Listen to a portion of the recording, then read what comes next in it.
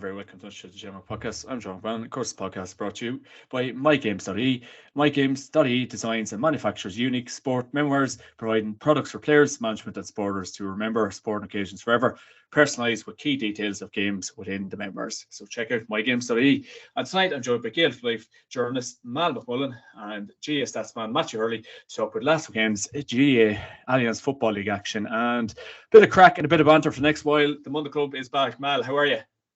Very good. As a Derry man, it's just great, as I say, to keep the bandwagon going for another week at least. Oh yeah, you are the cat that got the cream, and rightly so, sir. Great stuff. And Matthew Hurley, how are you? All good now, John. Yeah, sure. Very good result for Derry. Very good result for Cavan from your point of view, and a good result for Cork as well. So we're all happy this evening. All happy after the weekend. So yeah, should be a good pod. Leave it there. I thought you were going to mention that United game last night. So you're on the cusp of it. Great stuff, boys. And good to see you are in good form. We will be joined by former amateur footballer Cavan McCurdy very, very shortly. I think he's down in the Stars after the game of the weekend, but we will wait to see what he has to say for himself. We're out there. Good stuff. Mal, great stuff Saturday night. Great win. We will touch on the game now in a couple of minutes, but you're a happy camper today, no doubt. Very much so. And it's like everything else. Hunger is a great sauce. Derry have been in indulgence for so long, and I suppose it's just great for consistency. And make no mistake about it, the Dubs aren't the force they used to be, but they're still a massive attraction, as the crowd at Celtic Park will tell you. And for younger players in that Derry panel to be playing against the Dubs and to win in good fashion. Like, there's a struggle, and then in those last 15 to 20 minutes when it's point for point, you can't buy that sort of a learning environment. So it's just great, and to get the win is just even better. And thankfully we can get a point out of the next couple of games and get back to Division 1 for the first time since 2015. So please God, there's no car crash at the end of it all. I can't see a car crash happening. I think Rory Gallagher is in cruise control at the minute, and he is really getting bouncing in Derry boys as expected. Mr. Hurley, a great win for Cork at the weekend. I said in your podcast last week, I just favoured Cork, especially with the forward prowess you boys have at the minute, and he's got over the line. You were definitely, John. You had more belief than me anyway, and yeah, right. So being a Cork fan, it's been tough over the last few years, but from what I was hearing yesterday from back home, very good, very polished performance, and consistency is the big thing now with Cork. Ever since the Mayo game, we've performed well in every game really. Like, even the loss against Dublin, we could have even won that game. A whistle post really from David O'Hanlon's glove, we could have easily won that game. And then the three other games against Kildare, Clare, and the other game as well against Limerick, we absolutely polarised everything really. Like, a Clare game, the Clare were up for what I was hearing in that game yesterday, and Cork still beat them quite comprehensively. And what's more impressive, we are now the best attackers in the whole league. So you wouldn't have said that at the start of the league. So fair play to all involved for Cork. But I suppose the Meath game in the first day of the season kind of set us back, and it's coming back to bite us now a small bit, because like, after Derry's win on Saturday night, we had probably no hope of promotion after that. But the Meath game was the big thing at the start of the season. But look, we'll go into the last few games now in the league, go into the Munster Championship, and hopefully we'll give Kerry a rattle in Killarney.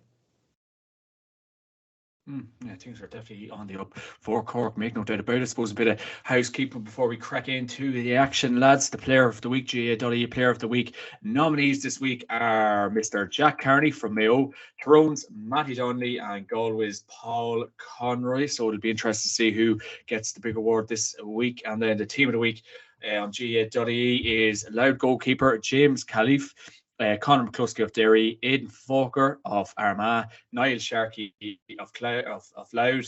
For Manus, Aidan Breen, centre half back Galway, John Daly, and then Armagh's Charlie O'Byrne, wing back. Midfield with Paul Conroy of Galway, Brendan Rodgers of Derry. Great midfield pairing. I think any county team would like to have that. Half forward line of Mayo, Jack Carney, Westmeath's John Heslin, and Tyrone's Matty Donnelly. And then the full forward line of Offaly's Bernard Allen, Cavan's Paddy Lynch, and Laois's Owen Lowry. Mr. McMullen, as expected, I suppose. Yeah, it was pretty good. I think Paddy Lynch was very lucky not to be in last week's team. And I suppose it's great news for Cavan and football in general to have somebody like Paddy Lynch tearing it up, because let's face it, we love to see players like that. And we were talking off air about just Cavan in general and the way they play, and to have Paddy Lynch back in form, I'm sure he'll be buzzing. So good all round side, and I suppose the two Derry lads in there played very well at the weekend also. So always hard to pick these teams of the week, but sure, it gives us something to talk about, doesn't it? And that's why we're here tonight. The one and only Kevin McGurty, how are you? I'm great, John. Sorry for my lateness. Great, yeah, looking forward to chatting this week. Few surprises. I'm going to have to eat some humble pie, of course, especially with regards to Tyrone and maybe your own county. But I did get my bet of the week up, which was 3 home teams in Division 3 plus Offaly. So, yeah, I think this weekend's games will set the cat among the pigeons. And, you know, at the minute, bar Division 4, we're not looking at any team really struggling for points in terms of not getting off the mark. And, you know, bar Mayo and maybe Derry to a lesser extent, and dare I say it, Cavan, has anybody really got promoted yet? So all to play for in the last 2 rounds, and really looking forward to chatting about it. I think we may be secure. That top button's up. You must have been on a nice wee date before this, were you? I was on the golf course, John. First golf out in the year. So actually, I'm just out of the shower.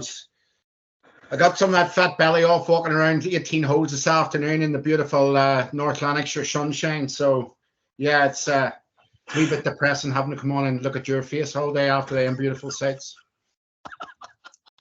Brilliant stuff. Mr. McMullen, do you think Kev's changed over the years? How was the golf? Oh, how was the golf, yeah? I'm going to tell you, I got 1 par, an eagle, 3 birdies, and 13 dings. Now, if people don't know what a ding is, that means it was freaking useless in the other 13 holes. So, not bad for first out in the year. I'm getting there. The ball striking's not too bad. Can we put money on you for next week then? And your bet of the week? Oh, yeah. Oh, there's more chance of Rory McIlroy winning the major, and he hasn't done that in, 10 years? Oh, the guns are sticking out as well, Kevin. You're really putting on a show for the female audience tonight, Kevin. Oh well, John. It's you and Matthew that tracks him here. See, he still hasn't got a haircut. He told me last week he was getting a haircut. Championship haircut. Yeah. A few weeks ago. Brilliant stuff. Any retort, Mr. Hurley, before we crack into it? Jesus, no, sure. Yeah. All good anyway. And yeah, I suppose Kevin would be happy that Celtic got a 5-1 win yesterday anyway. So, yeah, you know. Yeah, there was a lot of sectarian and racist abuse going on to the Sky Sports camera, and then I wondered what part of the ground that was in, and lo and behold, Mr. Hurley tweeted from a very similar area of the ground. So I am inferring that Mr. Hurley was among the St. Mirren Ultras. He's now part of the all 2 St. Mirren Ultras. There we go. It's a different level playing field for you now, Mr. Hurley over in Scotland, and we hope it is going well for you, sir. We will crack into the action, lads, in Division 4. The first result of the weekend was in Laois, Hiramore Park. It was Laois 2-13, Waterford 1-5. And I suppose Waterford's misery in Division 4 is going on. Unfortunately, that is probably a very outstanding result for Laois from Division 4. And then the other results on Sunday, you had in Ruislip, it was Carlow 13 points, London 9 points. In Auckland, you had Wicklow 15 points, Leitrim 1-9. Good win for Oisin McConville. He's 3 wins on the bounce. Oisin McConville against Andy Bourne. Oisin McConville wins this particular occasion. Markfitz Park, you had Sligo 120, Wexford 3-8. So there's the Division 4 results wrapped up, and then we'll move on to Division 3 action that took place. All games, of course, were yesterday. First game, it was in Kingspan Breffney Park. It was Cavan 2-14, down 1-10. Another great result from Mickey Graham, and almost about secures promotion. So things are looking up. And then TAG, Cusack Park, you had Westmeath 4-27, Antrim 8 points. Mr. McGurty. can we swiftly move on after that? Absolutely dire. Listened in on the updates on RT Radio 1 yesterday afternoon when I went out for a walk. Horrible. Absolutely horrible. Matthew put up a really, really interesting tweet today about, the stats that he does. Matthew, just keep me right. Antrim are the 12th highest scorers in the National Football League. Yet they have a score difference after yesterday of something like -24. So that tells its own story. It just seems like 2 steps forward, 4 steps back. Such a really good performance going down to Tipperary. I didn't expect them to get anything out of that match after such positive, performances against Down and against Tipperary, against Fermanagh, where they're, they somehow got the feed from the jaws of victory, if you understand what I mean. And then this yesterday. Now, it doesn't take away from the fact that all hail the king and John Heston. Apparently, just yesterday was incredible. At 112. At once, one of the last updates, he had 1-7. He just seemed ably assisted, of course, by Ronan O'Toole and Luke Loughlin, of course. Them 3 have been a great axis for Westmeath over the last, 18 months. But on the one hand, you go there, John Heston is going to score. He's going to be very good from play and from frees, whether he's in a full forward or midfield. There was no game plan for it. Antrim scored their first points after 20-odd minutes. They're 3 points up at half-time or 4 points up at half-time. They only score 4 or 5 points in the second half.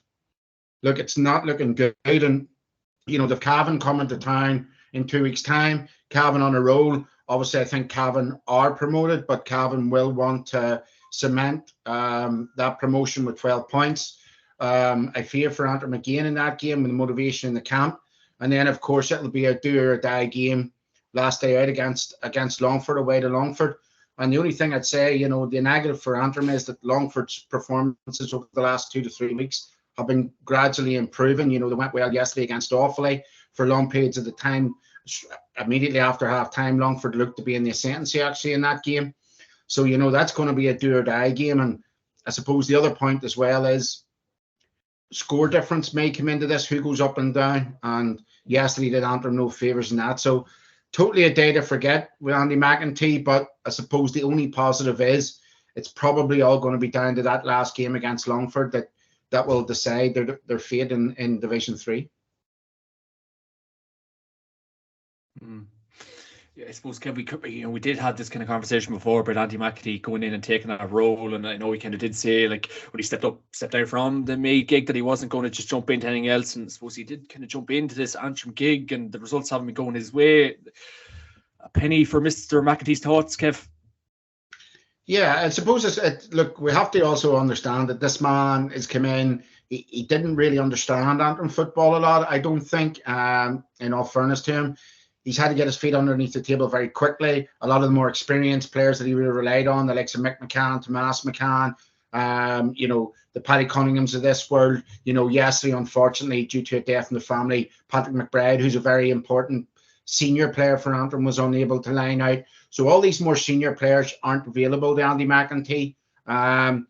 This is a real rebuilding job. Yes, there is new hope, and people like, Miles mentioned before how good a young talent Sean O'Neill is from Corrigan. He's also got Pat Shivers, who seems to be scoring okay at the minute in terms of playing okay. He's a lot of potential.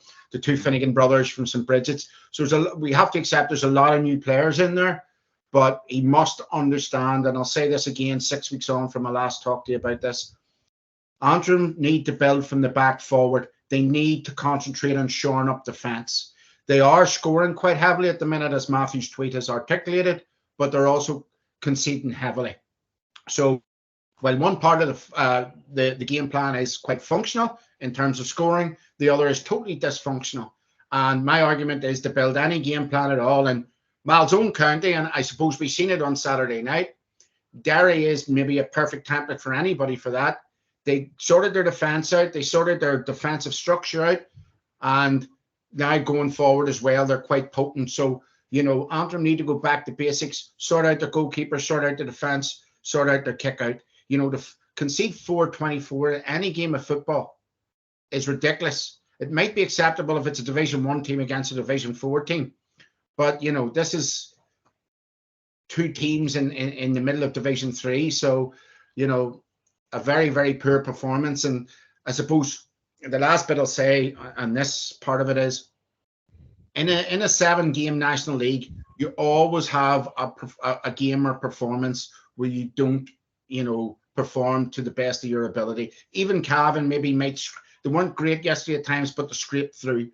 Down haven't been good in 3 or 4 games. Fermanagh have scraped through a couple of games with late goals. You always get a poor performance, and that performance yesterday by Antrim wasn't poor. It was abysmal. It was a shambles. And again, how that has a knock-on effect on the rest of their league is going to be telling, because to motivate these guys to come to training tomorrow night is going to be quite difficult after a pounding like that. Yeah, I suppose that is the crux of it, Mr. Kevy, and well summed up. And we will move on to other action that took place in Division 3. Yes, we have in Edinburgh, Glennon Brothers, Pierce Park, you had Offaly 2-14, Longford 1-16, and then in Edinburgh, you had Fermanagh 2-11, Tipperary 8 points. Great win for Fermanagh, but Tipperary are seriously struggling, and the relegation is looking very much ominous. And I will move on to Division 2 action that took place on Saturday. Mal McMullen in Celtic Park. It was Derry 1-11, Dublin 13 points. A great 1-point victory for Derry. Brendan Rodgers snatching the game at the very death. Rory Gallagher, yourself, and the whole of Derry were delighted after this game. Yeah, certainly. It's a game. I think it's a game everybody looked forward to, and the crowd that was in Celtic Park just backed that up. And I think everybody that was at Celtic Park had the exact same analysis. They showed Dublin far too much respect in the first half. I think more simplistic was the fact that John Small and Owen Merchant, they just got far too much possession, easy possession, and I think Lee Gannon's point probably summed up Derry in the first half, where he had a load of room. Now, don't get me wrong, it was a good score, but they were just allowed far too much room. And the funny thing about it is that if you had to take, like, out of the 1-5 that Derry missed, only one of them was really a pot shot. Paddy McGrogan's was probably a pot shot, the rest of them were scoreable, so you still could have been closer in. But the impact Gareth McKinless made, if you compare Gareth McKinless to Kieran Kilkenny when he fisted the ball over the bar, Gareth McKinless had no interest in fisting the ball over the bar. He went for it, and thankfully Derry got a goal that they needed. And I think what happened after, I didn't get a good view of it. I'm guessing that Dublin were trying to get a short kick out that they were very good at all night, and McKinless basically held on to, I think it was a Tom Hiff, and wasn't prepared to let him run. And it was probably a statement. I know it's not within the rules, but if you're showing a team too much respect, there comes a time when you have to say, do you know what? We're standing up to you here. And teenage forward Lachlan Murray, Derry kicked themselves ahead for the first time in the 69th minute. He came off the bench. He's got probably 20 appearances to his name, a lot of them sub-appearances. To take on that shot, to cut inside John Small, an established inter-county player with, I don't know how many All-Ireland medals he has, but to cut inside and not play past the parcel and go for that score was really, really encouraging. It's the exact same kick he took in the McKenna Cup to actually level Derry against Tyrone. And it was probably a half turning point, even though it was in the McKenna Cup, that Derry weren't prepared to accept defeat.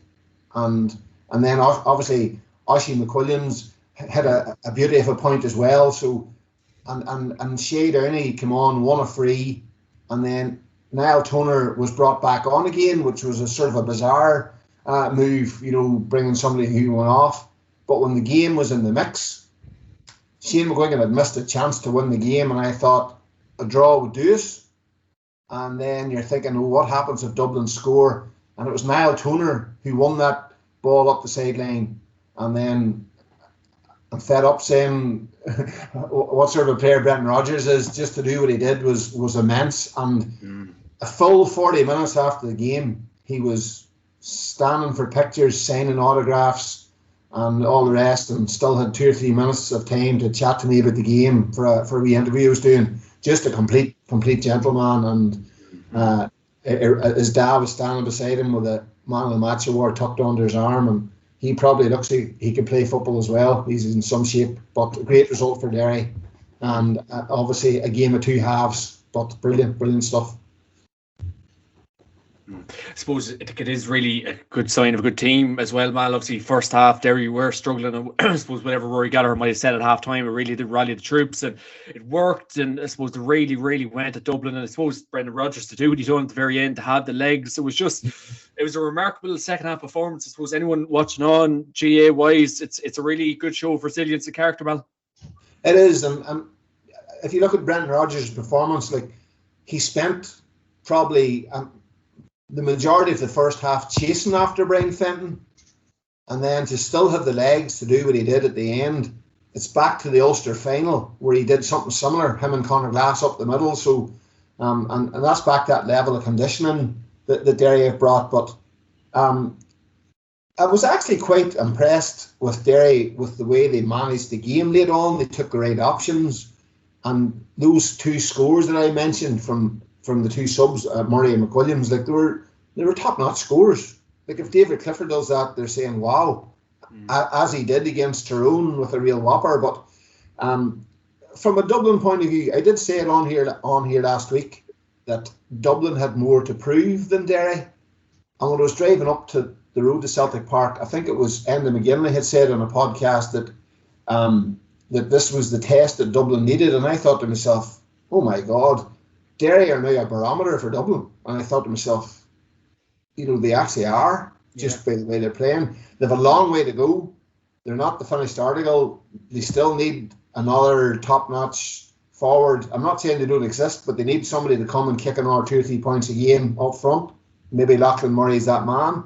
And they probably need another Paul Cassidy type player that maybe Oisin McWilliams develops into as a starter if they're going to challenge for an All-Ireland, and a different type of plan B. If I don't like using plan B, a different dimension to the game when it needs to be. I still believe that's needed, but ask anybody from Derry what they wanted 5, 6, 7 years ago. A settled team with a bit of an underbelly, and that ticked the box on Saturday night. And my final point in the game, I think the most disappointing thing from Dublin would be that their goalkeeper, you mentioned him, Matthew, earlier on, the save he made to basically beat Cork. He was brilliant. But he hit a kick out to Kieran Kilkenny when the sides were level, and there was nothing on. And it was, when you're high up in the stand, you can see it. He made an unbelievable run, Kieran Kilkenny, to win the ball, and it was brilliant. But within about 20 seconds, Colin Baskell fist passed the loose hand pass away, and Derry were back on the track. So it's something you wouldn't have saw from the Dubs in their pump. So as much as Dessie Farrell will know that there's a league final and they're probably going to get promoted and all those things, it's sort of the things that it's something that the Dubs wouldn't have done. So that's why I'm happy that Derry were actually, taking the right option. But hopefully that they'll never stand off teams that got a game in the first half. Yeah, can't really disagree with any of that. Well, very well surmised, I suppose, Mal. Kev, your thoughts on the Derry Dublin game at the weekend? I think Brendan Rodgers' point sums up the whole game. Yeah, he has this sense of adventure and aggression, and he has no fear. And he looks down the barrel of the gun and he takes 2 men on. And when he gets the opportunity, he's ruthless. And I would say that Derry were not that in the first half. They were very passive. They let Dublin play the game, from what I seen from afar, on Dublin's terms. There was, I don't know, Mal, you were at the game, but there was this level I thought of standoff respect. Oh, the Dubs are in town. This is Kieran Kilkenny. This is Brian Fenton. This is John Small. As you say, what we've come to understand at Derry in the last 18 to 24 months is an aggression, a turnover, guys, work rate and fitness. And that wasn't to be seen for me at least in the first 20 minutes. You described it, wasn't it? John Small had the room where he just kicks a score. Nobody even down his throat. And, I'm sure Rory was livid at that, because That's one of the things that we've come to associate with Derry. And I'll come on to speak about this in the Kerry Tyrone match as well, which defines certain teams. And certainly in the second half then, from how passive they were in the first half, how aggressive they were, and with that aggressiveness came confidence. And Mal rightly articulates it's this kid Niall Toner just seems to come up with all the big scores. He really does. He just, like, the fella should be doing about 20 lottery tickets. He always seems to score somehow, and he's turned over the scoreboard on a regular basis. But again, Mal articulated the aggression from Gareth McKinley to look his man, to go try and go down the barrel of a gun, to take a man on and pass the ball to the side, for the goal. Derry were much more aggressive in the second half. They were much more hands-on. And the other thing I have to say about Derry is I totally agree with Mal. I've been saying this. I think they're about 2 players off winning an All-Ireland.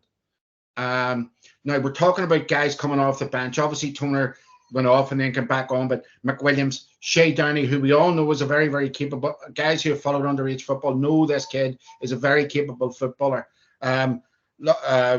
You mentioned Lachlan Murray as well, who, has really, he's been coming off the bench more than getting a start.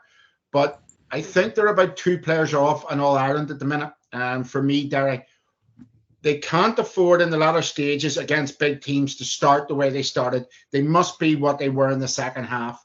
Now, the last point I want to make about Derry, for all that everything was brilliant on Saturday night in terms of the crowd inside Celtic Park, people coming up from Dublin commentating, talking about how good an atmosphere and how good a night it was. Derry need to temper this.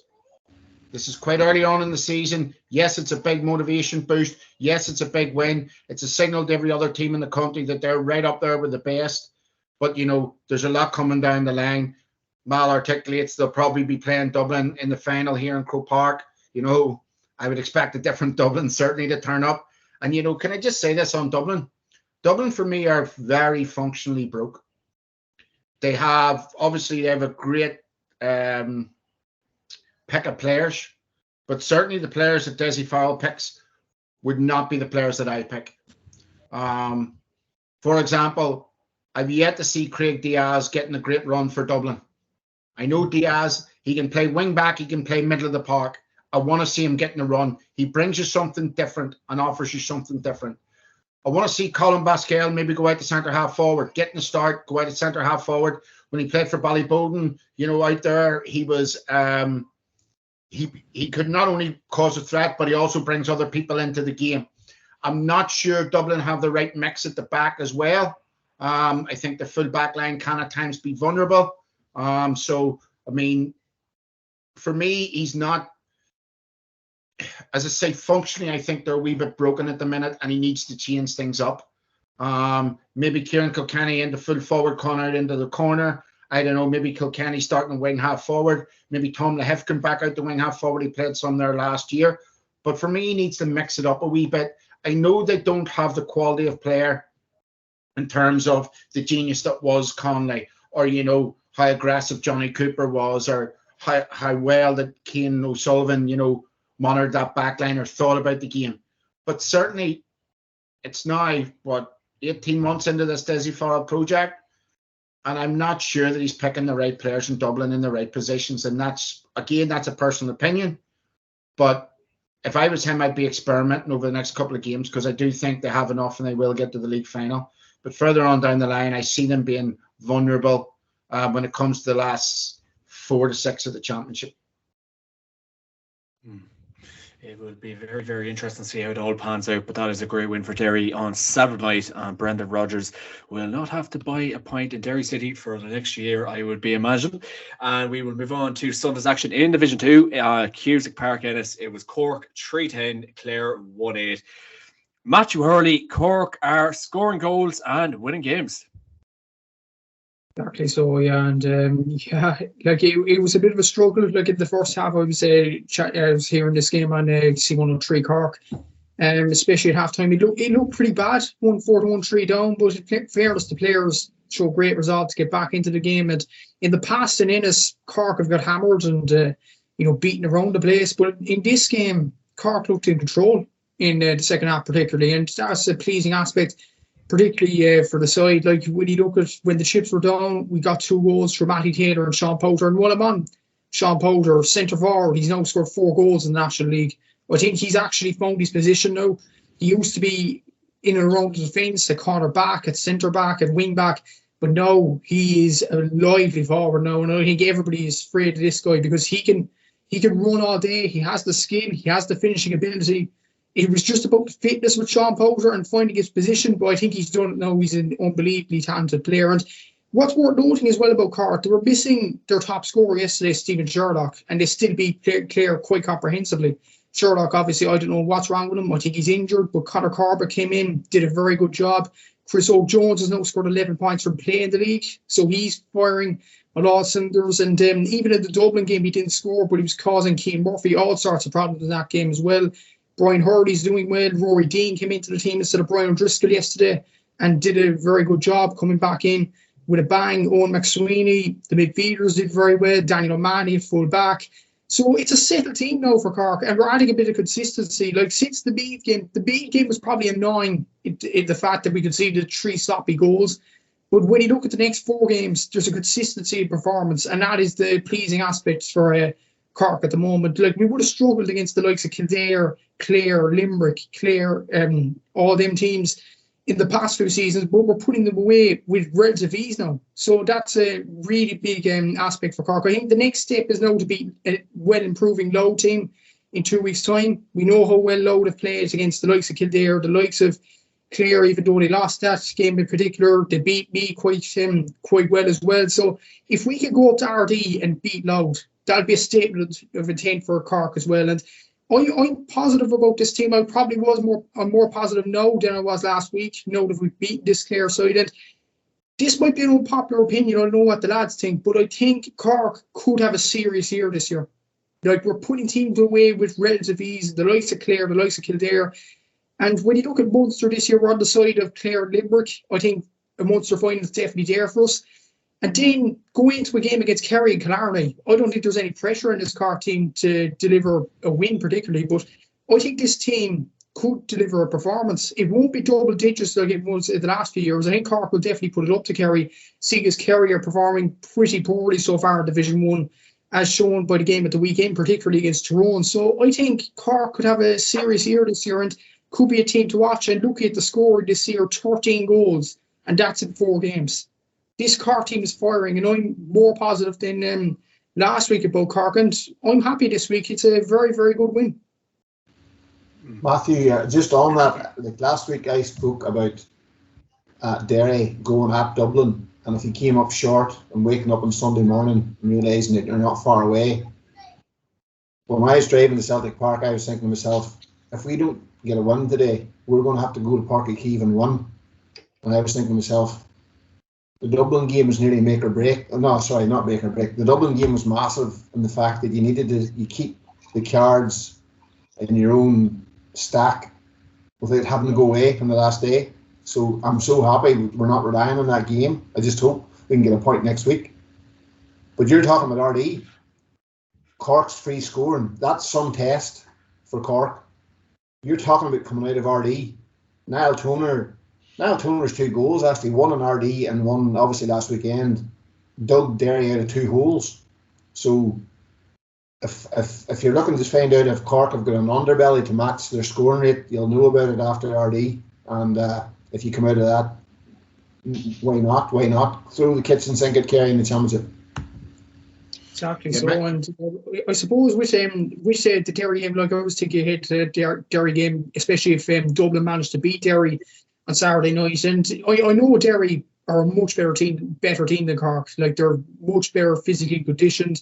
They perform well. They've been in All-Ireland semi-final last year. They have the experience of that. But coming down all the way to Páirc Uí Chaoimh, that still would have been a big test for Derry. But yeah, the Low game, I think it would definitely show where we're at. Like, the Dublin game showed us a small bit. The Clare game, the Kildare game, there were sides that we struggled in the last few seasons and we beat them quite comprehensively. But when you look at Loud, like, they tested Derry all the way. I was tracking that game on the Scorpio app, and geez, Loud really tested.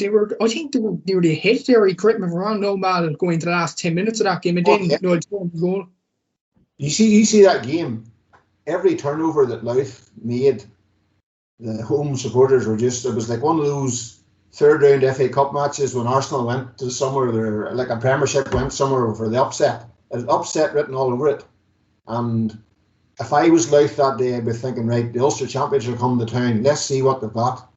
And you can imagine a Louth supporter thinking, well, here's the highest scoring team in is that right? You said they're the highest scoring team in the country. They're coming to RD. What have they got? Let's see your scoring. So some test. And them two teams obviously are. It's mad that we're talking about Louth in this way, with all due respect to Louth traditionally, but Louth could maybe have 10 points at this stage. Mm-hmm. That's exactly. 8 points. If they had to be turned over Derry, but it's absolutely testament to Mickey Hart and the job that he's done there, and the way that they're getting on in the project that they're on. But these two teams as well, the championship format suits them. The new championship format, if you understand what I mean. They'll come in very much as underdogs. They'll have a couple of games to flex their muscles. And they're the sort of teams that we're talking about, used to talk about coming through the back door, get a few games under their belts, get that confidence up. Louth and Cork are sort of on that trajectory at the minute. Matthew, I don't think that Cork have enough at the back to hold Kerry when Kerry get fully rolling this year. But I certainly do think that the championship format might suit them to get a run to further than they've been anyway in the past 3 seasons.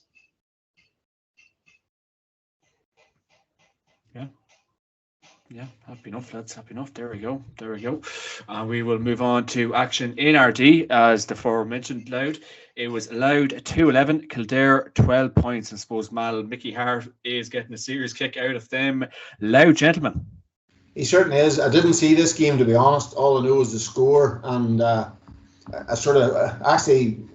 don't really do bets, really. I did Derry Louth double. He's asked what it would have made. I've no idea. I didn't do it, so I didn't find out.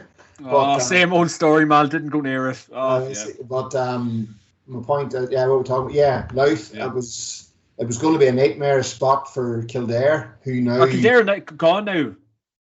No, they're not, but it's just, it's going to be hard to make a case for them to stay up. Yeah. Because they've got a hammer and they've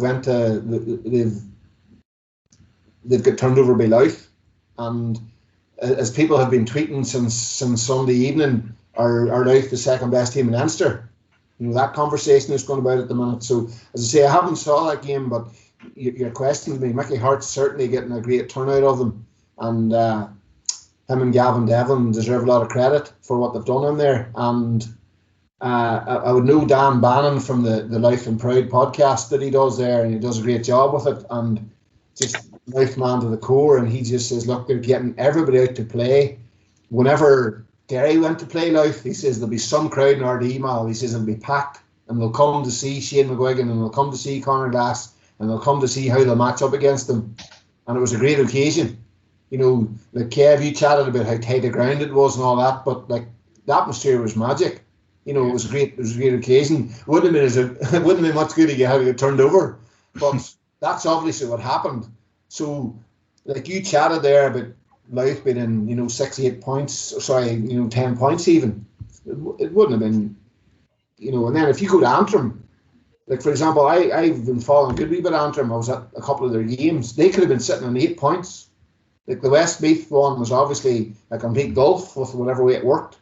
But they could have been sitting at 8 points, and so could Louth. So a brilliant result for Louth, and that means they're not even going to be they're out of the relegation mix. Like Dan had said to me, look, we need a point, Mal, to make sure we're not sucked down into the middle of it. And I thought, you'll win, you'll come through, and now then you're going into the rest of the season looking up. Like Louth's looking up and thinking, right. And if you're winning games and you've got somebody of the profile of Mickey Hart managing your senior team, and you know yourselves, lads, feel good factor in the county is an unbelievable thing. Mm-hmm. Look, Derry was the county that nobody went to watch them.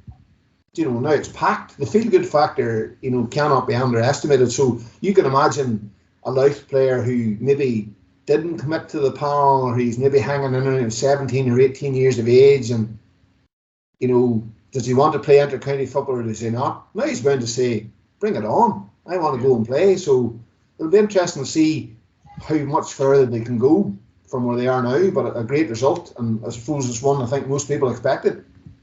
And you've got good players there as well, man. Remember, Kieran Byrne, very impressive last year. Again, Sam Mulroy taking that in this year, and building that into a good system where, they're the sum of all parts, really.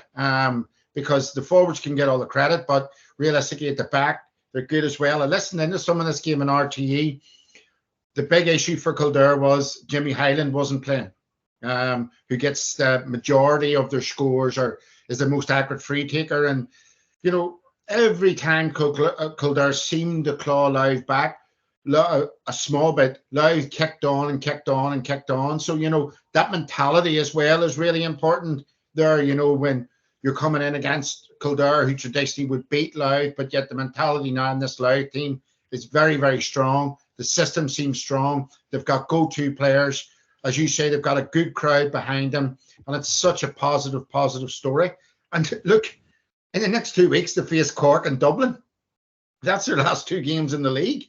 And, imagine Louth were to get 2 points from either of them. Literally that would stop.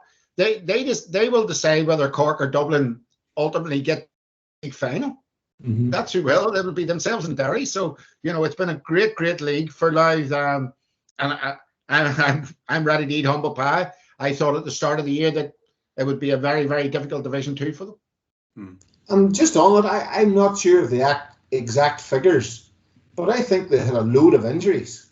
And last week's game, I think the Meath game, I think they had a load of players off injured. Like Dan was saying about they were, the walking wounded. So, they're called the wee county. They're the small county. They're not a superpower. But ask any county manager, do you want to be playing football without 5 or 6 key players?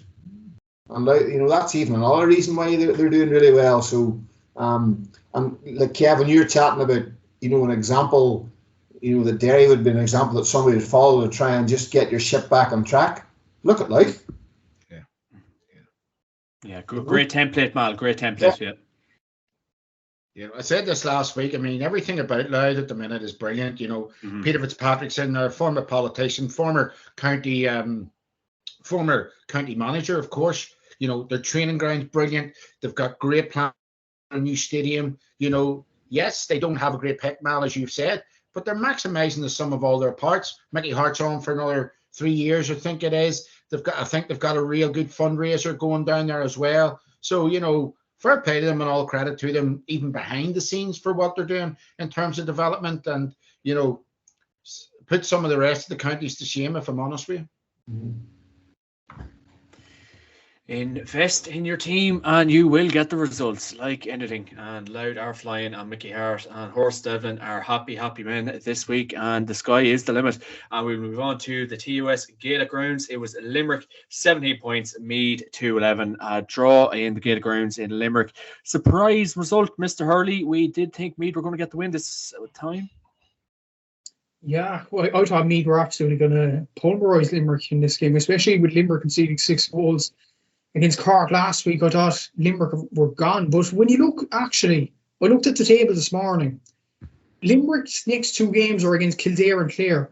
Limerick are on 1 point, Clare and Kildare are both on 2.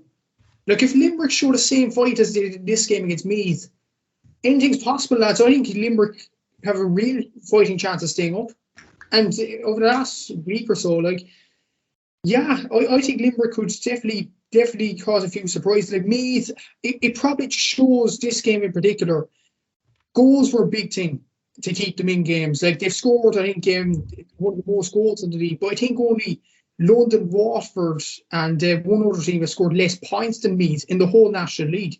And they're so reliant on goals. It's ridiculous in many ways. And goals definitely kept them in the game. They got two vital ones at vital times, and they were 10-6 down, and we were thinking Limerick could easily win this. So I don't know where the B team has gone ever since the first 2 games, 2 wins against Cork and Clare. They play Derry and then they play Louth, and suddenly the wheels have come off the wagon from Conor Rourke. I don't know what's gone on in the Meath camp, but definitely from Limerick, it was a brilliant result, and I think this could be the game to set Limerick's season off in real time, really, because like to get a point to the board Division 2 when nobody expected it.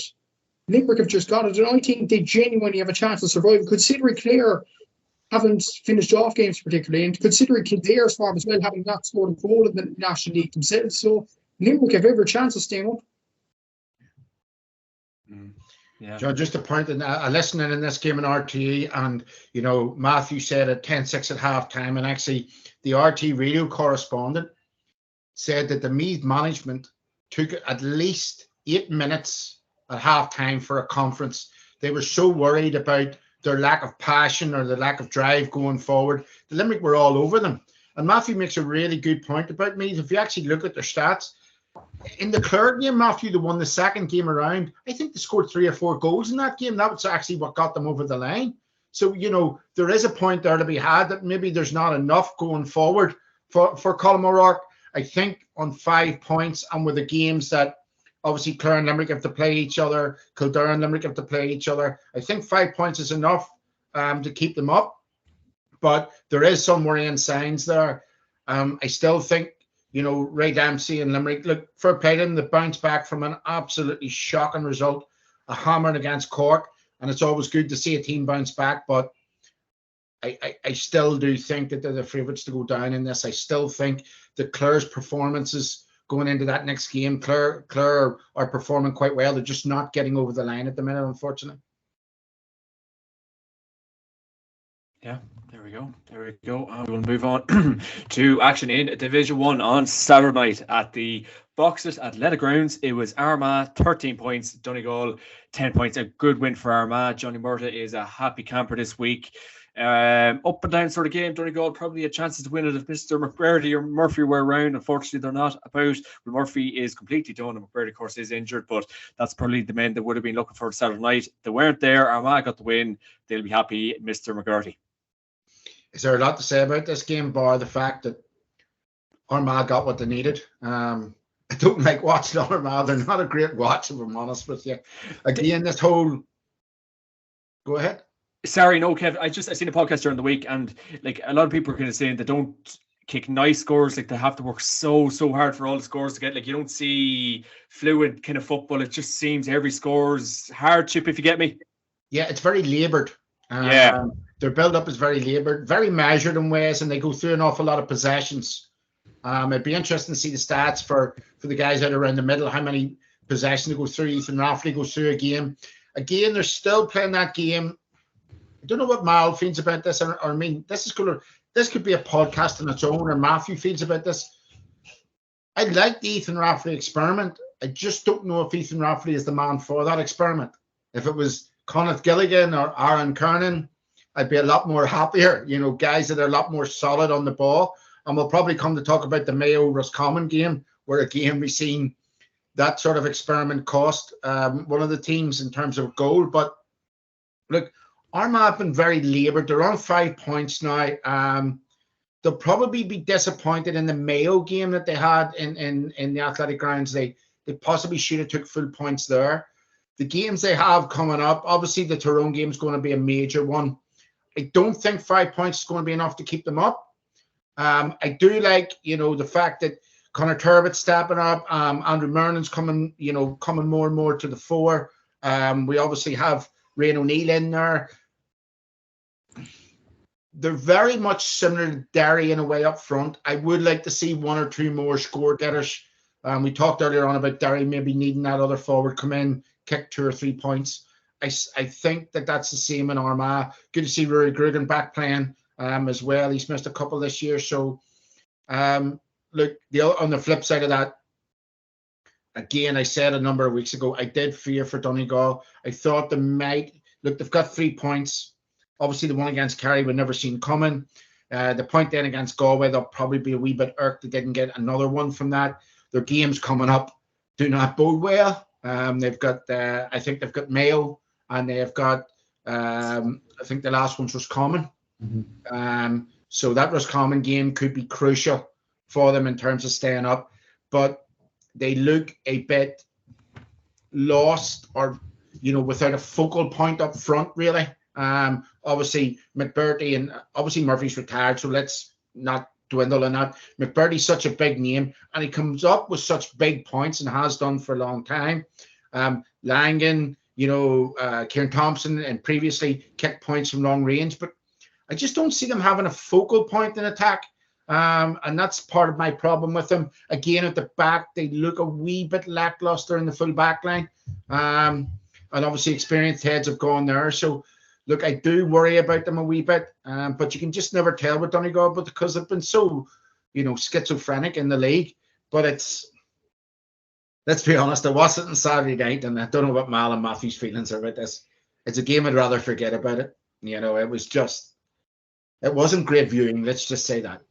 But I suppose not to kind of dig the heels in on Armagh, Kevy, but is that the way Armagh are playing their football? Is it just these hard work scorers, blanket defences, getting everyone back, maybe leaving Rian O'Neill up top? Is this maybe what they're, I suppose, resorting to, Kev? I don't think it's just Armagh, so let's. Well, it's a lot of teams, yeah. Let's park that at the very start. And I think actually, referring back to what Mal had said, I do listen to Ian McGinley, who's quite a, I like listening to him. He had said this 2 weeks ago on RT's podcast about, defensive setups and defensive systems. So I understand what McGeeney's trying to do. And obviously this worked for Armagh back in 2003, 2002, and then again, the following year got the All-Ireland final. This sort of setup, but it's not great on the eye. It's not great to watch. It's not great to pay €20 or whatever else into a match to see. But I suppose Derry are doing the same. Tyrone are certainly doing the same. So look, we can knock it all we want, but this is just not Armagh. It's the way lots of teams are going tactically. Yeah, I've just come to accept it, to be honest. I've accepted the way football is. My favorite era of football was the late 90s, early 90s, when it was Aidan O'Rourke's diagonal ball to Ronan Clark and Stevie McDonald coming around the loop. But that's gone. This is the way it is now. You just have to accept it until somebody takes it a change in a different direction. But I think with the amount of scoring going up, it is changing slightly, albeit in a different manner. Yeah, we take that game in isolation, and I'm sorry, Armagh supporters. For me, Armagh destroyed Gaelic football the way it was in the past in 2003. They were leaking a lot of goals in All-Ireland semi-finals in the late 90s, early 2000s, and Kernan came in, and look, Kernan had to do what Kernan had to do to win All-Ireland. That's it. McGeeney was in a sweeper. That's the way it went. And for me, that was the death nail. Mal, I grew up, Matthew is maybe a bit younger, but I grew up watching it could have been one of the greatest bouts in Las Vegas history of James McCartan versus Kieran McKeever and Tony Scullion versus Mickey Linden. It was, a corner forward against a corner back. That was your man. You were responsible for him. If the ball was kicked in, it was a dogfight between you two, and that was the end of it. And then all of a sudden we get all these new systems coming along. And the way things are now, there's 23 scores in that game. Now, if you're managing a team at all, you want to be turned over the scoreboard every 3 to 5 minutes. That's the way you want it, at least.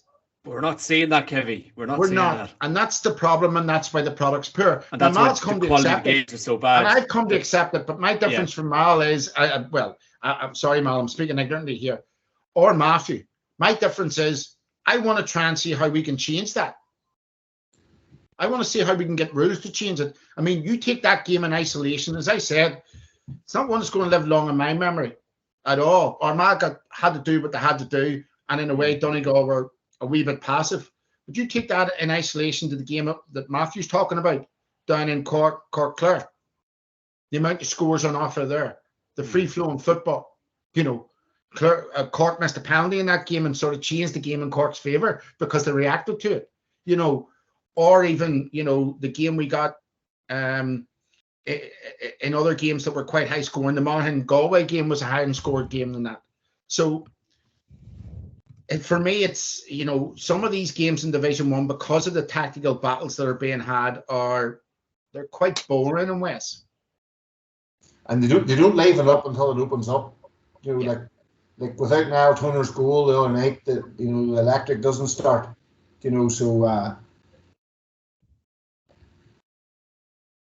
I think you do. Rule changes then confuses it. I don't know how. I think you just need coaching to eventually change it. I don't know. I think it's something everybody's been talking about. You know, maybe Mal has to go here, but let me just jump in this, Mal. When we're talking about tactics, Rory Gallagher was called out of his box on Saturday night. Remember, I told you before, Rory likes to suck you up, soak you in, and then hit you on the break. Right? So Dublin are in front at half time. Rory has to go and do something. And you see how much more aggressive his tactics and his team and his push-up is in the second half. And that actually maybe got the best out of Derry, the fact that they were called out of their so-called box. And when they're on the front foot and when you're being forward thinking rather than defensive thinking, I think that that's when the game's best viewed from a spectator point of view. And that's what so impressed me about Derry in the second half is they came out of what their usual tactic was and had to be something more, had to be more aggressive in their style going forward, and they were. Yeah. Aware, Mal, you need to go. Thanks a million for joining us tonight. Cheers. Thanks very much, Mal. Take care. That's one down, and there's 3 left in the bed with Mr. McGurty. You'll have to move over. Okay. Not the first time that's been said yet, and not the last. We will move on to Sunday's action, lads, in Division 1 in Dr. Hyde Park. It was Mayo 116, Roscommon 211. Mr. Hurley, this game was very, very tight near the end.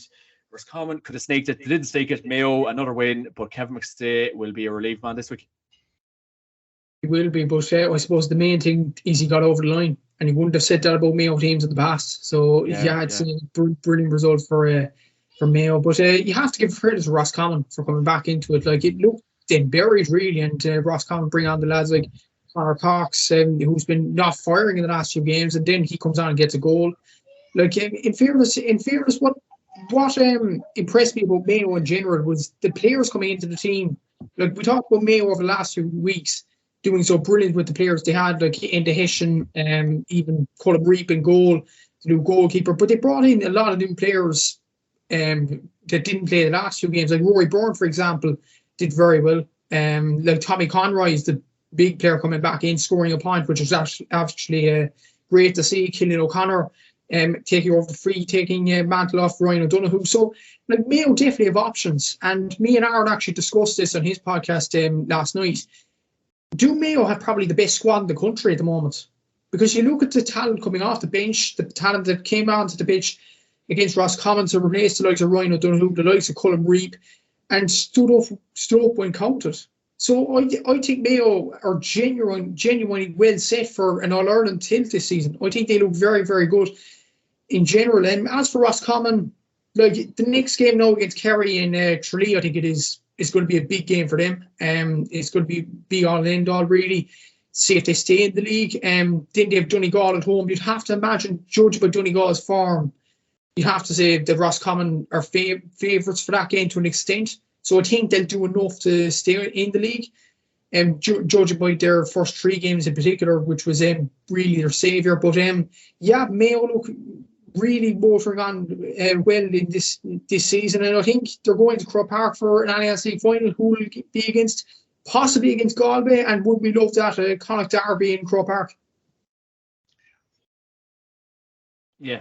Oh, sorry, Kev, thought you were going to jump in there. And I suppose, Matthew, just like maybe the last 5 minutes, will that kind of annoy, Cavan McStay this week in training, that maybe they did switch off to a degree? Like, I think that'll annoy him, or will he just be happy to get the win? I think he'd be delighted to get the win, because cast your mind back to match day 2. They performed very poorly in the last few minutes against Armagh, and they let the lead slip and eventually drew the game. Points dropped. With this, they held on to the win, despite Roscommon putting everything to the sword. Like, I think Mayo genuinely have improved over the last few weeks. And I think if that was a Mayo team, maybe a match day 2, maybe a match day 1 this season, or the Mayo last season, or the season before that, they would have easily drawn or maybe even lost the game. But the fact they won it, I think it's going to get them on leaps and bounds, and the players coming in. So I think, it'll be something that Cavan McStay will have to learn. And Liam McHale and Stephen Rochford particularly as well, in the defensive side of things, to not allow teams to come back into games as easy as that. But the main thing was they got 2 points on the board. And I think Kevin McConville will look at that result and think, look, this isn't the Mayo of old now. We're moving on. And yeah, it's a brilliant result for them. Plus, Kevin, any thoughts on that? Yeah, Mayo footballers are sharp bastards. And here's why. Every year they lead us up the garden path. And by God, they're the only enthusiastic thing in the GAA right now, in Gaelic football right now, that I think might challenge the status quo. But we've been here before. They've led us up that garden path so many times. They let us down it so many times. And yes, I get everything Matthew's saying, and he's so right. You know, I watched the game yesterday. In fact, I want to shout out to, I listened to the game. There was bits and pieces on Sunday Sport. Adrian Eames and Eamon O'Hara's commentary was absolutely brilliant yesterday on RTE Radio. It was fantastic to listen to, the passion that they both had and the atmosphere inside the ground. But look, there's a lot of aces here Mayo have. Matthew's so right. You know, Adrian Orme, another one who's performing well. Yes, he came in last year, the year before. You know, James Carr kicking points. Tommy Conroy started so well. Killian O'Connor coming back in. Matthew Ryan was superb when it needed to be superb yesterday. There's so many positives. We still haven't mentioned Aidan O'Shea and that, who's been pretty good in the league up to now, you know. And, you know, the game is sort of like a microcosm of what Mayo do to people. They started so well. They looked in the ascendancy. And by the end of it, people were hanging onto their seats and they looked as if they were going to let us down again, you know. So, look, I have to temper my views on Mayo because I am very enthused by what they're doing this year. Really enthused.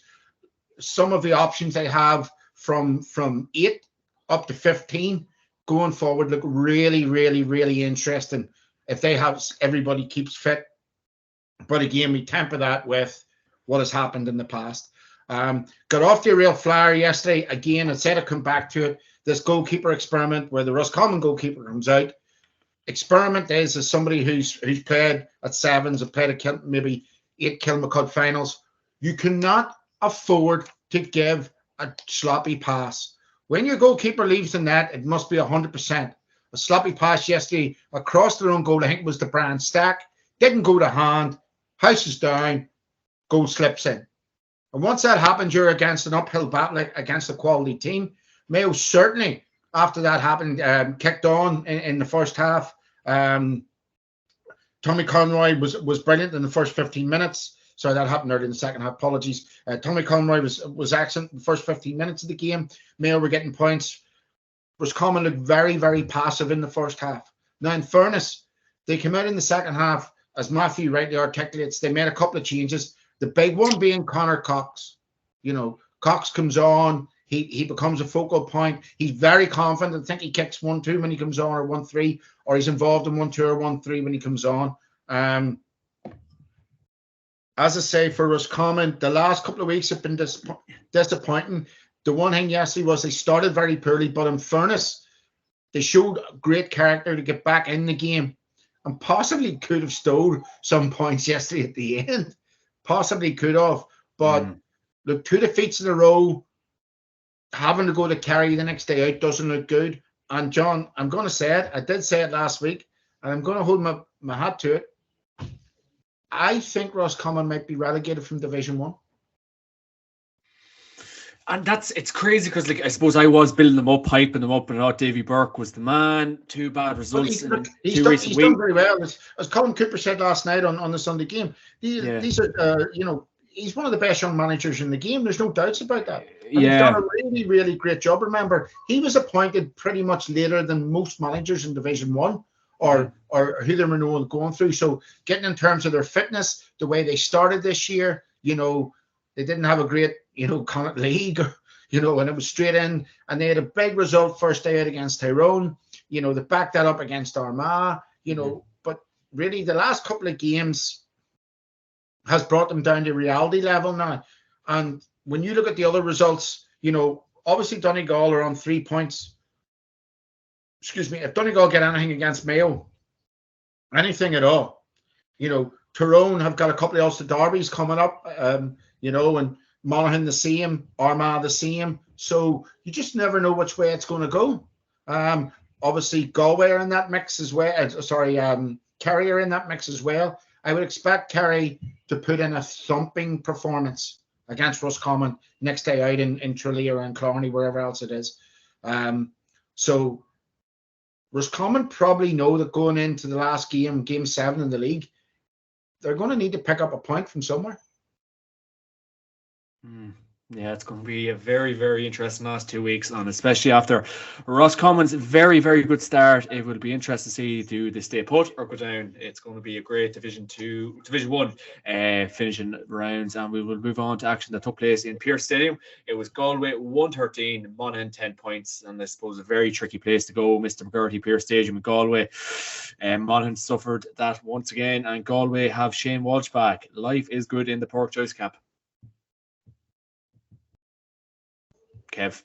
Oh, sorry. Apologies. Oh, sorry. Yeah, sorry. No, go. I thought you said Mr. Hurley. Yeah. Funny game in ways because I expected Galway to win this game. Monaghan have been on a decent row. And when I was listening in early on, I thought this game could have been a draw. Galway started the brighter of the two teams. Monaghan came back into it. Again, Darren Hughes, Gary Mohan, very much to the fore for Monaghan.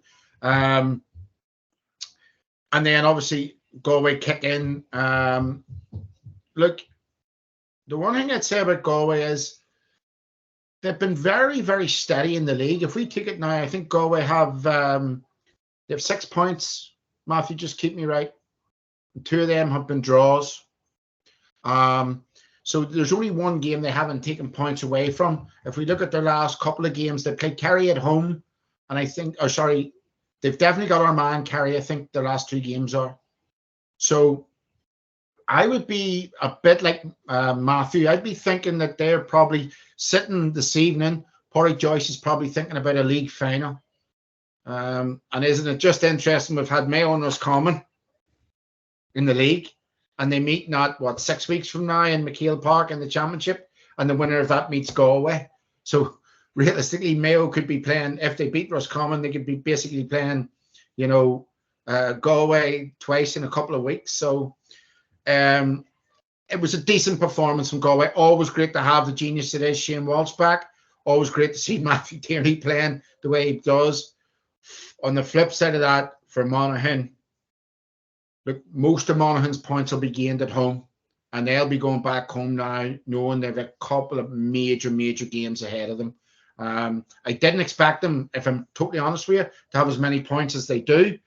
It's good to see people like Brannigan, like Gary Mohan, stepping up to the mark to help out Jack McCrown. McManus obviously now is, as we can obviously see, is just a bit part player. People like Fitton Kelly as well, just a bit part player in terms of they have a lot to offer. Do you put McManus in that category, Kev? Like, are we thinking closing time at the zoo? Yeah, I think they need to use him very carefully. And look, Finney Corey used to play with him, so he knows him very well. He's from the same club as him. I think he knows maybe Connor. I know he's had quite a bit of injury in the last 3 or 4 years. Really good guy, really steady head. But look, he's had a couple of injuries, and maybe he just slowing down a bit more. He gets a lot of attention as well, of course, from defenders. So maybe playing him in 1 every 3 from the start, maybe he'll only last 50 minutes. So it's the best way that a manager has to judge that. And certainly Vinnie Corey is someone that knows him very, very well. So look, Fitton Kelly as well, who's been Carl O'Connell, who's been a very, very good servant as well. These guys, you need to temper how long you can play them for. But Monaghan certainly going down to Galway, I always thought it was too big of a task. But they'll be concentrating certainly next week. And I wouldn't be surprised if he starts Conor McManus, in 2 weeks' time. If he starts Conor McManus in 2 weeks' time. And remember, the Tyrone as well to come in the championship. So they're going to be, 3 weeks apart to play each other, I think, maybe 4 weeks apart. So there may be, depending on lead situations and many points are gained, there may be a degree of shadow boxing in that game from both teams. But no, look, good win for Galway. I think Galway will make the league final the way things stand after last weekend's results. Kerry-Galway is certainly going to be a big game. I think that's the last game of the league in Salt Hill. So that's going to be that may have a huge bearing on who makes the league final. Yeah, as I said, it's going to be really, really exciting. Last 2 fixtures in Division 1, and we cannot wait. No games, of course, this weekend, but the following weekend it will be juicy. And we'll move on to the last game of Division 1, lads, in O'Neill's Healy Park. It was Tyrone 115, Kerry 2-9. Mr. Hurley, Albert Einstein would not be able to figure out these Tyrone lads. I can't, Kev can't, who can? And I suppose you would the famous quote on my podcast last week, John. It was always like the Red Sea opening for Tyrone in the last game, and they seemed to improve once he said that. So maybe the blood was boiling there, and they produced the performance. But yeah, very very very good showing from Tyrone indeed. And but in fairness, like Kerry were nearly in control of the game early on, and then an uncharacteristic error from Shane Ryan gets them back into it.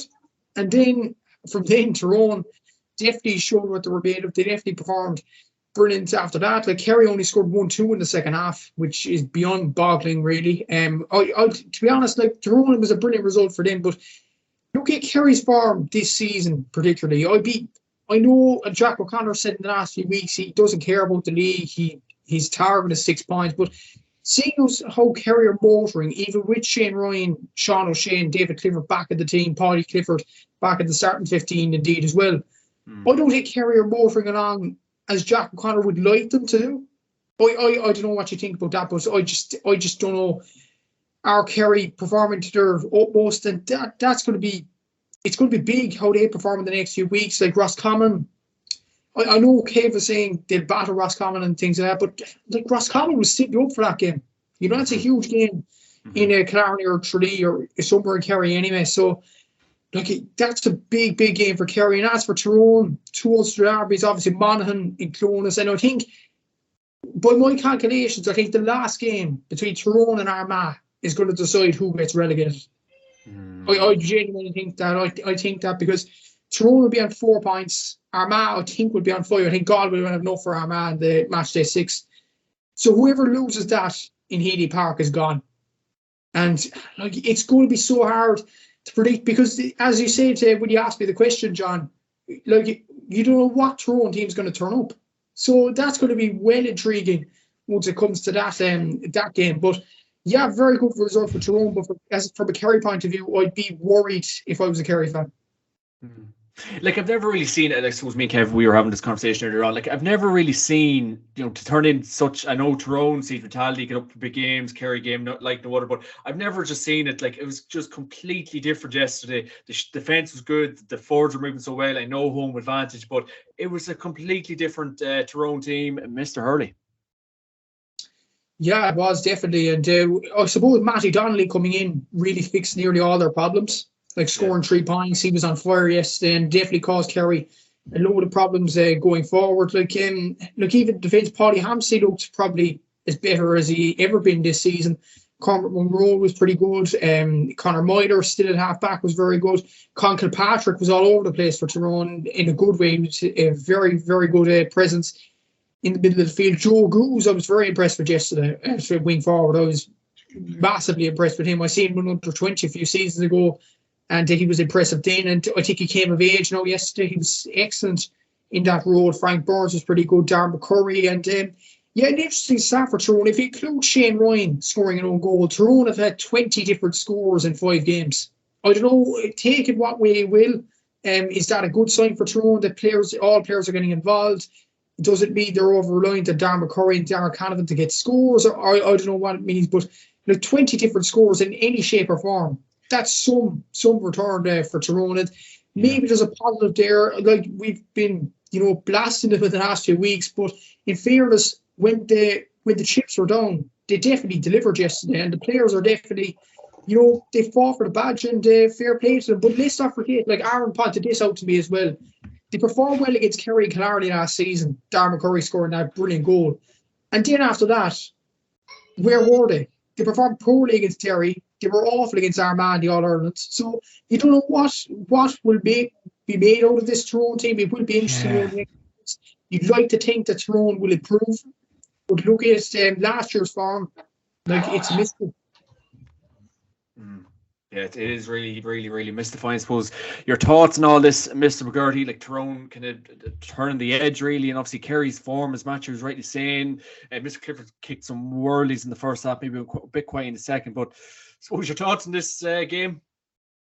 You mentioned Albert Einstein earlier, and I think it was Einstein was saying about people that do the same things over and over again, and get the same results, insanity.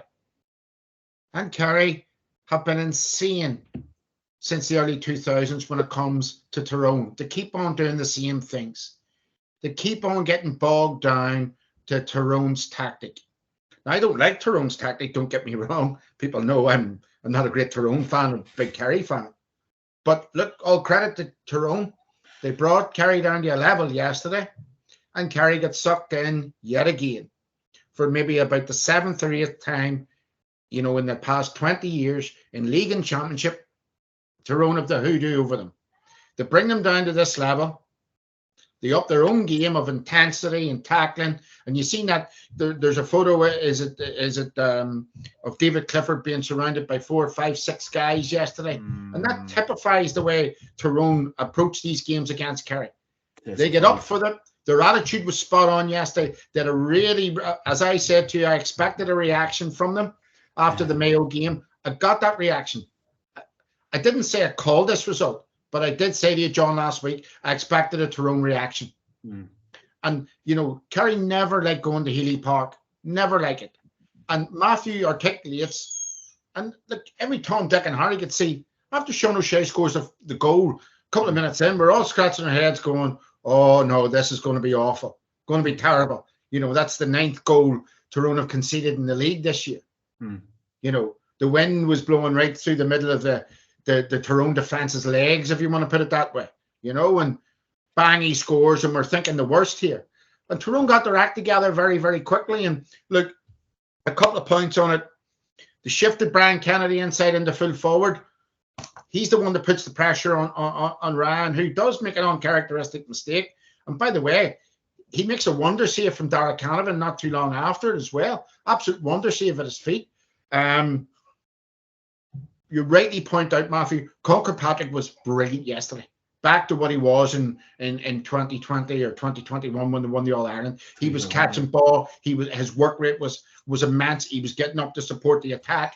He was excellent yesterday. Frank Burns, best I've seen him playing in quite a while for Tyrone. The way that Tyrone worked out the field, look, Clifford scored a couple of lovely points, and then they limited the ball into him in the second half, and he was not influential at all. And when we come to talk about, last week we were talking about Liam Hayes saying, look, calm the jets here on this guy being the best player we've ever seen. For me, David Clifford was very quiet by his own standards yesterday, in my own opinion. Sean O'Shea, after his blistering start again, didn't have as big as influence in the game as I wanted him to have. But Tyrone, on the other hand, give them credit where it's due. Bit like Derry in the second half, they on Sunday, from the off, Tyrone, after O'Shea scores the goal, Tyrone started to get up for the game. Their work rate was excellent. Started to turn over Kerry in around that middle sector. They weren't allowed to breathe. They weren't allowed to breathe. Darren McCurry, every opportunity he got was lethal. Give him credit where it's due. Derry Cavan more and more grew into the game, and some of the scores he took were exceptional, especially the one outside where he does a bit of a soccer move. He comes in. Other players, as we see, would have went for a goal, hand passed the ball over the bar, in a 1 point or 2 point game. How essential was that score? The only point, look, for Tyrone, this is a big, huge lift with the games that they now have to come. As Matthew articulates, they've got a home game against, I think they're away to Monaghan, then home to Armagh. And that game's going to be huge for them. And we seen a couple of years ago, do you remember, was it the year they won the All-Ireland? I think it was. They went down to Tralee and took an awful battering down in Tralee. Yeah. And that was the difference in their season. They came back from that. They were so strong. They were so driven. And I'm just wondering yesterday, is that a launch pad for them now onto the next stage of their season? Again, a couple of other points. Look, I'm not sure about Conor Myler at wing half back. I like Conor Myler as a player, love him as a player. But for me, I want him playing at wing half forward. Again, throwing or chopping and changing in the middle of the park. Matthew articulates Joe Goose, a very, very good player. Very good player. Again, is he new in? Yes, he's from Murrigal Kieran. Sometimes he plays 15, comes out as a third midfielder. For me, his best option is maybe to play wing half forward, take a score, can catch ball from kick out. His work rate is really, really good. So I think he's new into I think he might have been about the panel last year, but he's. I thought he played up front for bloody United or something back in the day with that name. No. I don't know who he was. I think his mother, Selena Goose, she was a brilliant athlete and a brilliant Gaelic footballer as well for Origal. So he's a great athlete, and you know he can definitely add something there to the game again. Cormac Monroe's been thereabouts this last couple of years from Carrickmore, really good player. So look, they are chopping and changing a wee bit, but just my thing is this going to be their launch pad in their next couple of games? Because they've got about 4 weeks ahead of them, 5 weeks ahead of them now, where they play Monaghan, Armagh, and then Monaghan again in the championship. So going to be really interesting to see how this results affects them. Back to one last point on Tyrone, back to what Mal said last week. It's always great to have an elder statesman standing up. And Matty Donnelly yesterday, he's been a great servant. Matty Donnelly's a tremendous lad, really, really good lad. And look, he back in the day when he was a bit younger, he could play midfield, he could play wing half forward, he could play full forward. Such a talented player, such a level-headed guy as well. And yesterday he was tremendous. And I think that picture this morning in the front of the Irish News, I don't know if many of we're recording this on a Monday night, but if you can see it, it's what it meant to him, you know, because Matty's had a hard couple of years. He struggled a wee bit, contributed a point or two here and there, but mainly had been one of the first players taken off. Yesterday, he was incredibly good. He looks trim and fit, you know, and I'm happy for him. On the flip side of that with Kerry,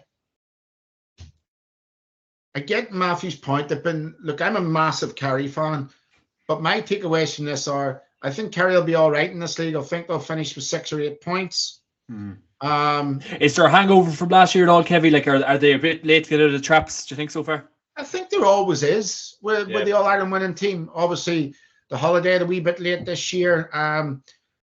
The one thing for me I'd say about Kerry is what I like that Jack O'Connor's done is he's experimented with a lot of what I would call fringe players, panel players from last year. He hasn't just said, right, I'm only going to watch these guys in 1 or 2 games. He's given 2 or 3 games. So the likes of Donald O'Sullivan come on again yesterday, decent contribution. Tony Brosnan was a sub for a while last year, and then this year played well yesterday in patches. Stefan Umbar, he was on the panel last year, but again, he's come in, he's got a full game. You know, Darren Moynihan was man of the match last day out. You know, he's got 2 or 3 games from the start of the season. Yes, they've had Paddy Clifford away. Yes, they've had, you know, retirements up front. You know, and obviously David Clifford has been away. So people have got opportunities. And I think that Jack O'Connor and his background team are now seeing, you know, outside of that 16, 17, 18 guys from last year, what's beyond that now? And they're seeing their true quality or not. But I suppose for me, Matthew, what I said, maybe, sorry, there was common people, but I think Kerry will get a wee bit ruthless now. And they'll try and go with their strongest team next day out against Roscommon, and maybe after that against Galway. So the good takeaway from Kerry's point of view is that a bit of experimentation. They've got to see the strength and depth there. They've brought in guys in around that, you know, 30 of a training panel with the guys that weren't about, like the likes of the Cliffords and so on and so forth, and the retirements there. And they now have a better understanding of what's beyond that 17, 18 or 19 players that they were relying on last year, the year before. So, yeah, the only thing I would say to Kerry people is be aware. You're getting into the same problems with Tyrone all the time, whether it be in Omagh or whether it be in Croke Park. Yeah. You're buying into what they want you to buy into. And you're getting down to their level. And when you get down to their level, there's only one winner, and it's Tyrone. Yeah, it's just like I was saying to Johnny there, like it's a pattern that's really shown, and obviously Tyrone have won all the big games against Kerry in recent years and the league games, and it really is a pattern that Kerry really do need to sort out. And I suppose obviously, they were getting physical. I suppose the off the ball stuff. We've seen the pictures. We've seen David Clifford maybe reacting to a bit of stuff, and obviously Clifford hopefully in time will mature to a lot of that stuff, Kev. But I suppose not panic stations for Kerry just yet. But Jack O'Connor said he wouldn't like to win the league, but by God, he wouldn't like to get relegated. I'd say Jack O'Connor's in a padded cell, because I'd say he definitely doesn't like getting beat by Tyrone. I said if there's one thing irksome, it's getting beat by Tyrone, or Dublin. And for me, look, we've seen ripped tops again yesterday. One of the other things that really pisses me off about David Clifford is you can be a nice guy and be at top of your sport and be the best guy in it, but I love to see a wee bit more aggression from him. Because there was some, let's put it in the most diplomatic way we can. There was some roughness towards him yesterday, and he doesn't react. That's fair enough. And we seen that again the last time. I think it was Kerry played in Eden Dork. Didn't David Clifford get sent off? He did indeed. For there was a bit of nipping going on off the ball where he reacted to it. So I want David Clifford to have that X factor. But I wouldn't believe Jack O'Connor when he says he doesn't want to win the league or he's not interested in the league. I'd say we'll see a bite to Kerry in the next 2 games. And if we don't, I'd be very surprised. Yeah, definitely so. Definitely suppose. Matthew, who was your player of the weekend and I suppose team performance of the weekend? Tough one. I suppose the team performance, I don't want to rub it in for Cavan anymore, but it has to be speed. Has to be 4 goals, 27 points. Yeah. But that's nearly a hurling score. It's an incredible score to get. Very good score from that Westmeath side. And I suppose player of the week, I'd probably go Brendan Rodgers for Derry. I thought he was made, especially that second half against Dublin, and definitely drove them on to victory. So, I think they're by 2 choices anyway. Super stuff. Mr. McGarty. I'll try and go something different. Some great performance live, again, great performances. But yeah, I asked him to come out for a reaction this week. Paddy Hampshire was my player to watch, and I think he done all right on David Clifford, especially second half. Tyrone. That was, I feared for them Kerry going in there. I thought Kerry, hadn't been so good in the league and they would go up there to point to prove. I thought the intensity Tyrone showed was brilliant. I thought a lot of the players that hadn't been playing well over this last 18 months, Matty Donnelly, Con Kirkpatrick, Brian Kennedy, Frank Burns, these sorts of guys all stood up. So, yeah, look, credit where it's due, Tyrone. I'm going to give player of the week to a guy that, outside of Division 1-2, this guy's, for me, he's the best footballer in the country, is John Haslin. He was incredible. I think he kicked 110 against Antrim in total. 112, I think, was it? What was it, sorry? 112, I think. 112, okay, the guy hits frees, but look, he can play midfield, he can play wing half forward, he can play full forward. He's an incredible talent. I've been very lucky to play with him in my past when he was an 18-year-old. Very level-headed guy as well. He would get into any team in the country, and maybe just because he's down in Division 3 at the minute. So look, for his performance alone, kicking 112, I think he hit 145 after 15 minutes. He's an incredibly gifted footballer, and long may it continue because he's a joy to watch. Yeah, a class act, a real class act, and what a leader on that Westmeath team. Desi Dolan is delighted to have him. No games this weekend, lads. So what in the sweet name of Jesus are we going to do with ourselves? Well, I'll be going through to Edinburgh to annoy a few Scots when the Irish come to town on Sunday. So, look at that, and there'll be a bit of Ammoniac on the television as well this weekend. John, you wouldn't know what that is down in Cavan. Myself, Matthew would know more than me, of course. In Antrim, we're used to drubbins from Cork as well. So. Brilliant stuff. Mr. Hurley, any plans for this weekend? No, well, I suppose the hurling, but any other plans, I suppose? Well, small bit of hurling. Well, the hurling's more boring than the football, to be honest, in the league at the moment, so there's nothing riding on that. Yeah, nothing much, I suppose. Just watching the Six Nations rugby again, and apparently it's supposed to snow in Scotland this weekend. So, Kevin, batten down the hatches. There'll be no golf course on Saturday now. Thanks, Matthew. Depression setting in. I'll give Enoch Burke a phone and see if he's anything to tell me. Who knows? He might turn up outside your gaff, Kevin, if you are lucky. Lads, thanks a million for joining me this week. And of course, the podcast is brought to you by MyGames.ie, designs and manufactures unique sport members, providing products for players, management, and supporters to remember sporting occasions forever, personalised with key details of games with the members. Kevin McGurdy, thank you very much. Matthew Hurley, thank you very much. Slán. so much, John. Cheers, guys.